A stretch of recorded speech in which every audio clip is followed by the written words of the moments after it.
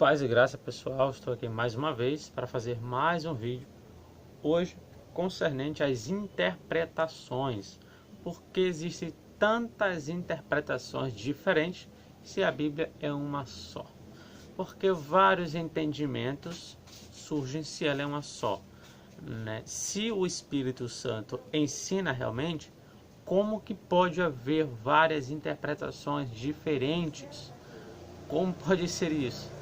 Porque se ele é o Espírito Santo que ensina apenas uma coisa, não poderia haver várias interpretações. Então alguém tem que estar errado. Não pode ter 2, 3, 4, 5 verdades. Só pode ter uma verdade.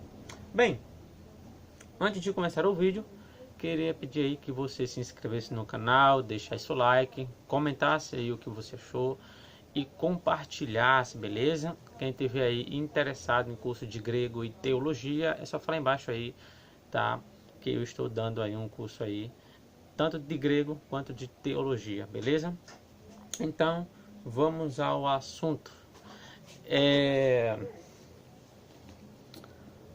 Por que há tantas interpretações distintas, diferentes uma da outra? Um exemplo, o livro de Efésios, capítulo 2, há um bom debate aqui sobre essa expressão, ó.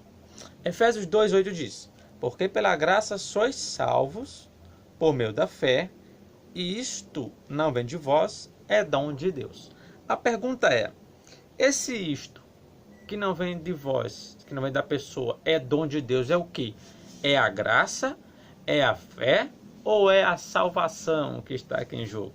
Bem, uns dizem que é a fé, outros dizem que é a graça, outros falam que é a salvação, outros dizem que é os três, tá? Outros dizem que é os três aqui que está em foco, tá? Mas o que realmente é o dom aqui num texto? Bem, se você for pegar esse pronome isto, ele é um pronome neutro, né? Que é o tutor. Esse tutor, ele é um pronome do gênero neutro. Graça é feminino, fé é feminino. Então, eles não batem. Se você for pegar eles não vão bater. Ou seja, ele não vai fazer menção nem à graça e nem à fé. Ele faz menção à salvação como um dom de Deus, porque salvação está como um verbo. Ele é um verbo.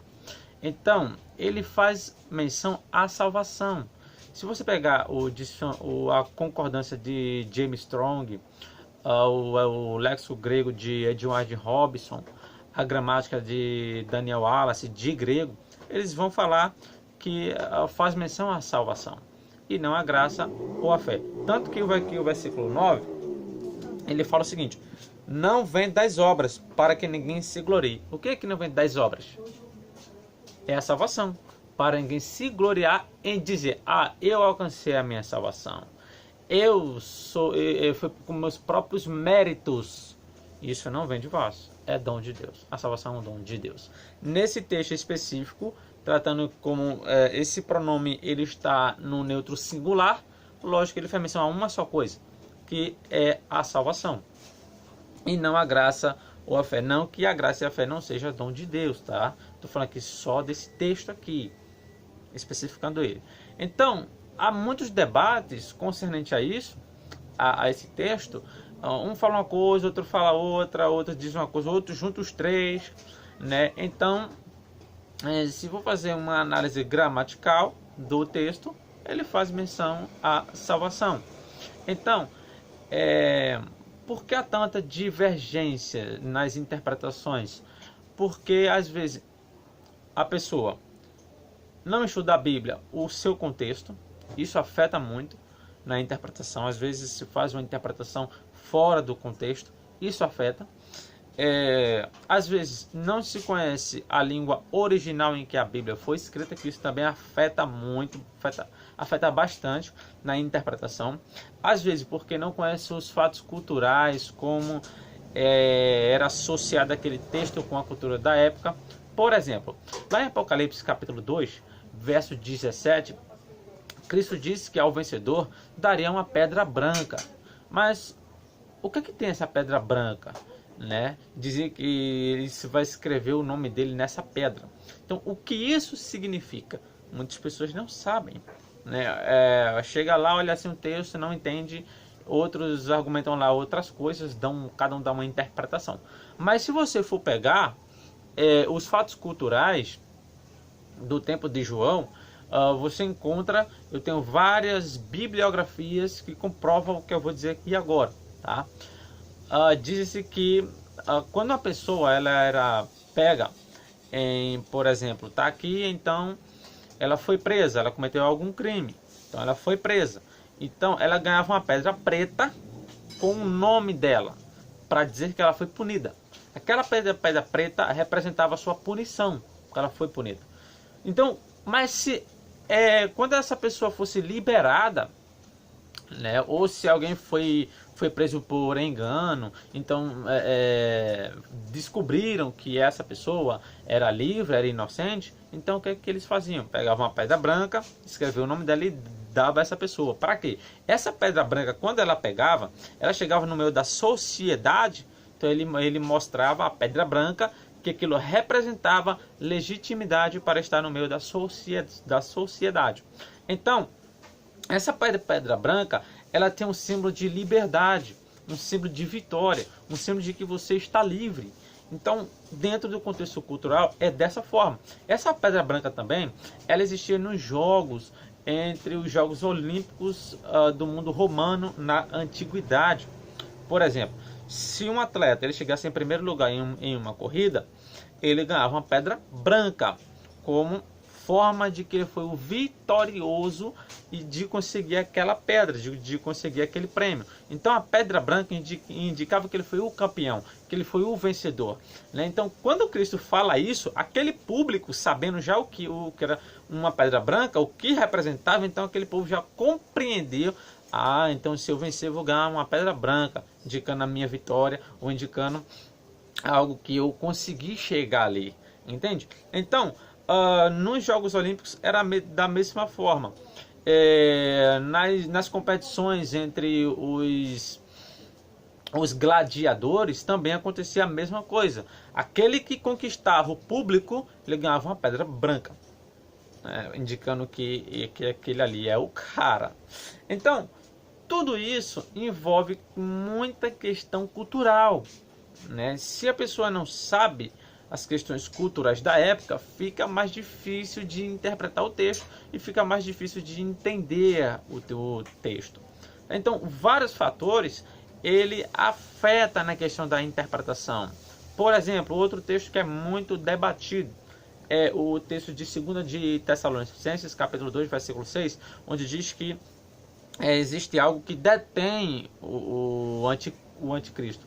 Quem é que detém ele? Uns dizem que é a igreja, outros dizem que é o Espírito Santo, outros falam que é Cristo, outros falam outra coisa. Então fica um monte de interpretação em um único texto, entende? Então, mas se você for fazer assim uma comparação, a que realmente se refere? Se você for pegar aquela expressão, o que o detém, ela é do gênero neutro. E como ela é do gênero neutro, ela faz menção a quê? Quem é do gênero neutro? É o espírito. Espírito é do gênero neutro. Então, o que o detém com o espírito fazia a mesma conotação. Então, acredito que aquele ali que faz é o Espírito Santo, porque aquele que o detém é neutro e espírito também é neutro. Então, faz menção ao Espírito Santo, que está detendo o poder do anticristo, tá? Por meio da igreja. Por que não poderia ser a igreja? Porque se não me falha a memória, a expressão igreja, eclesia, né? Ou eclésia, como alguns pronunciam, ela é do gênero feminino. Então, o que o detém não é feminino. Entende? Então, tem todo esse processo em que as pessoas devem compreender, né? Então, muita coisa dentro do texto original, ela ajuda você a interpretar. Dentro do contexto cultural da época, ajuda você a entender melhor certos assuntos, né? Por exemplo, também aquele texto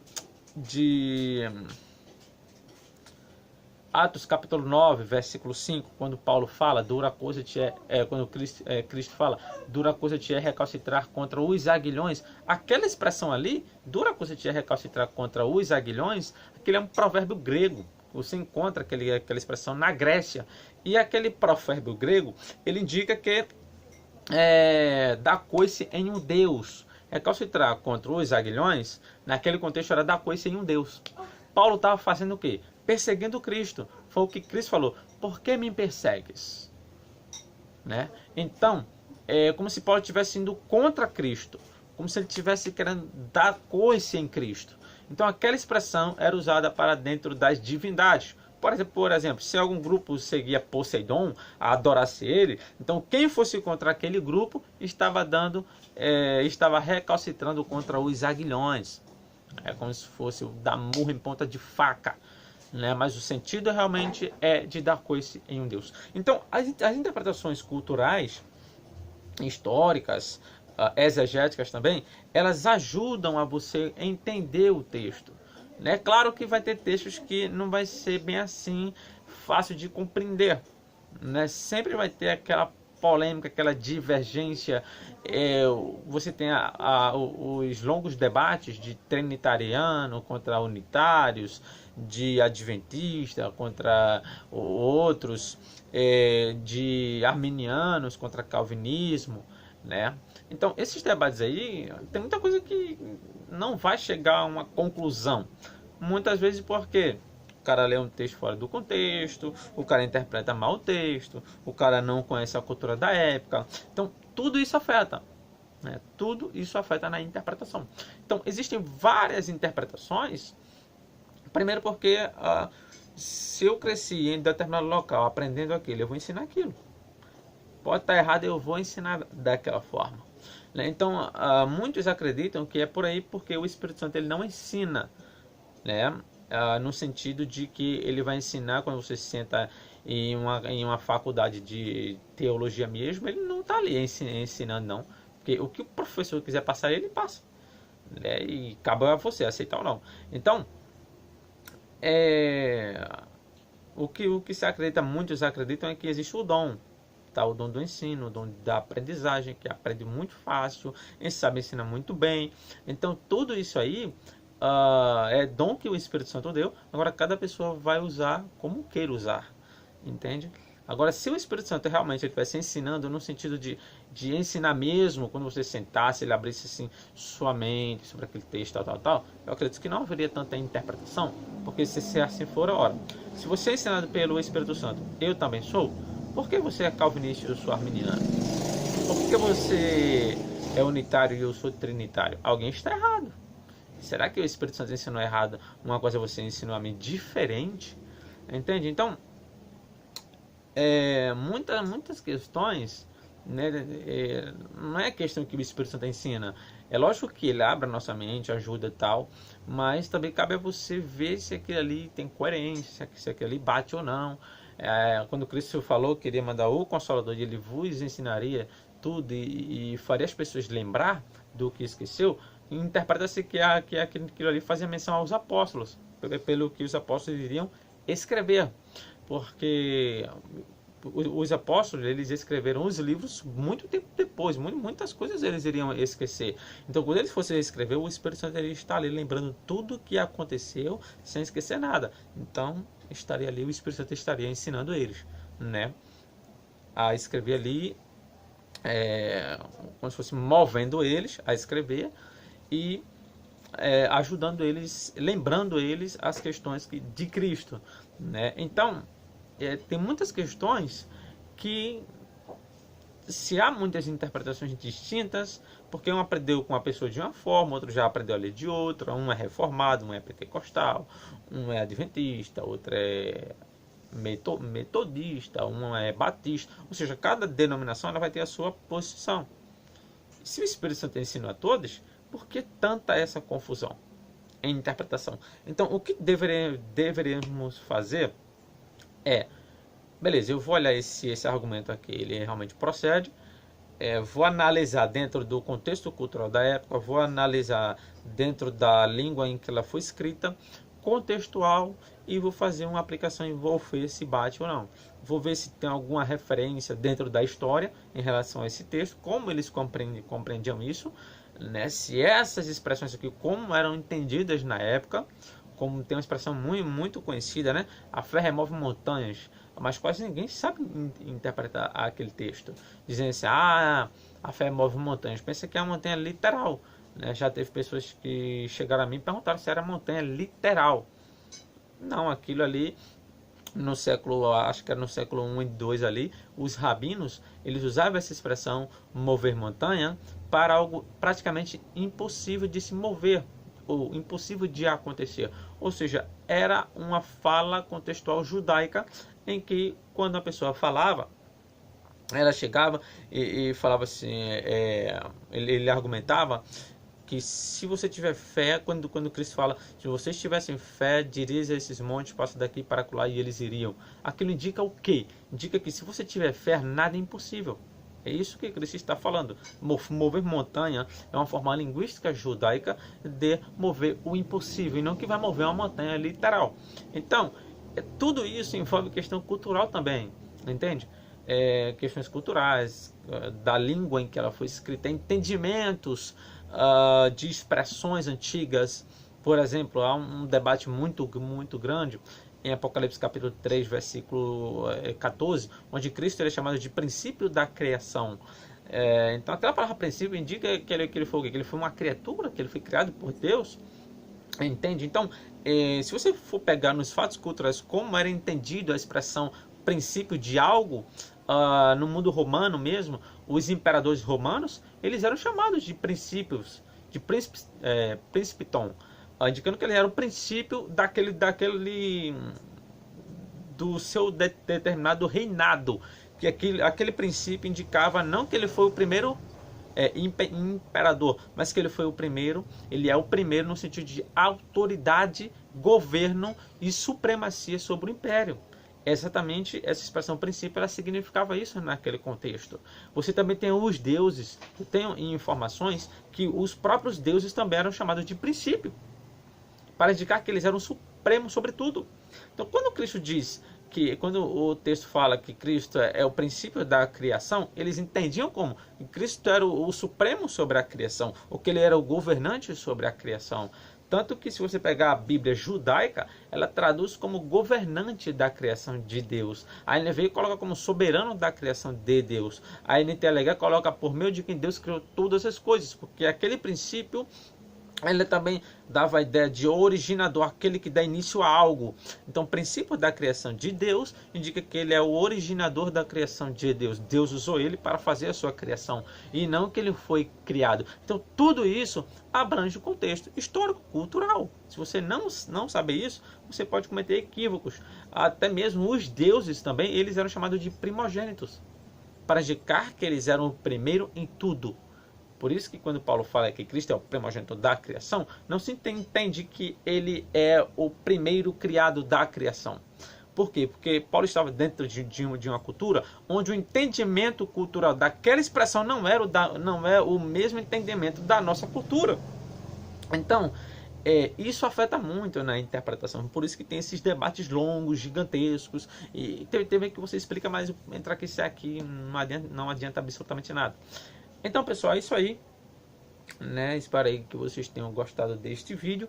Compartilhe, se inscreva no canal, deixa o like. Quem quiser as minhas redes sociais vai dar aqui embaixo. A minha página do meu Facebook,